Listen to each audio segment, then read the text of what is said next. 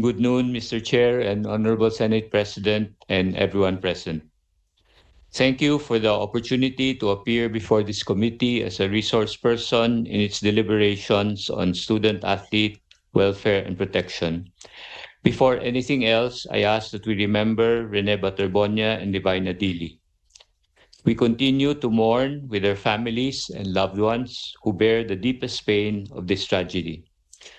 To their families, I once again express my deepest sorrow and my sincerest apologies for everything they have had to endure since June 8th.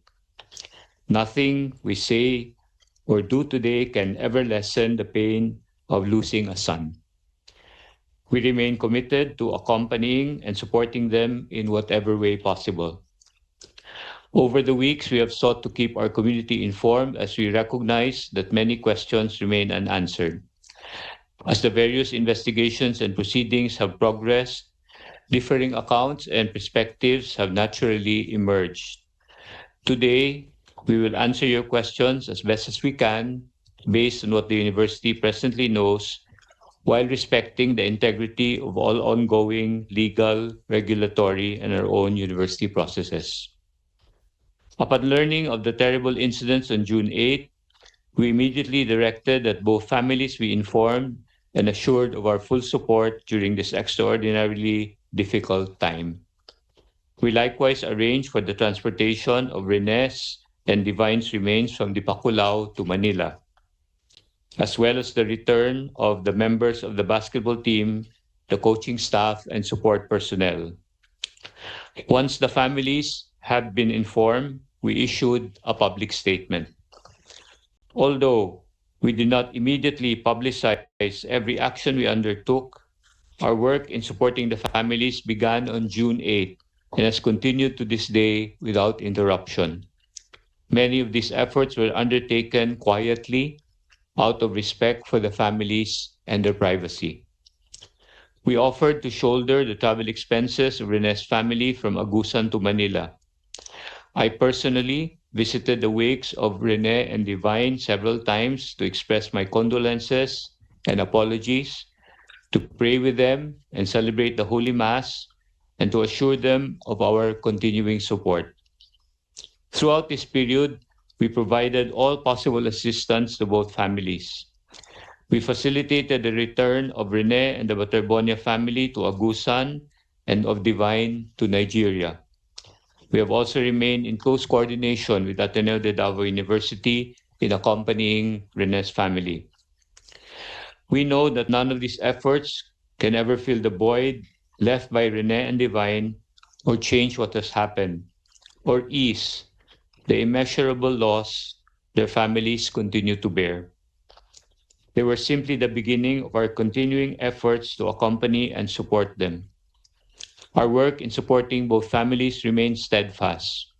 We continue to reach out, remain in communication, and stand ready to provide continuing care, assistance, and support today and in the days ahead. At the same time, we continue to provide pastoral, psychosocial, and other forms of support to the surviving student athletes and other members of the university community directly affected by this tragedy. They not only lost their beloved teammates and friends and witnessed this tragedy firsthand, but many continue to endure cyberbullying, online harassment, and trial by publicity while grieving. We unequivocally condemn these acts because they only deepen the pain of those already grieving by spreading disinformation and causing further harm. Our support for those affected does not diminish our commitment to care for every member of our community while the legal processes are ongoing. Beyond the legal and regulatory processes, our objective is to understand what happened, learn from this tragedy, and strengthen the systems that uphold the safety, well-being, and formation of every student, whether in athletics or any other university activity. We hear our community's frustrations and understand the demand for swift action.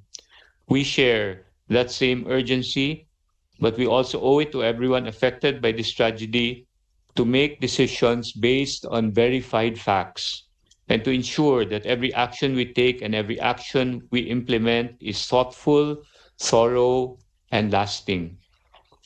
We come before this committee in that same spirit of transparency and cooperation.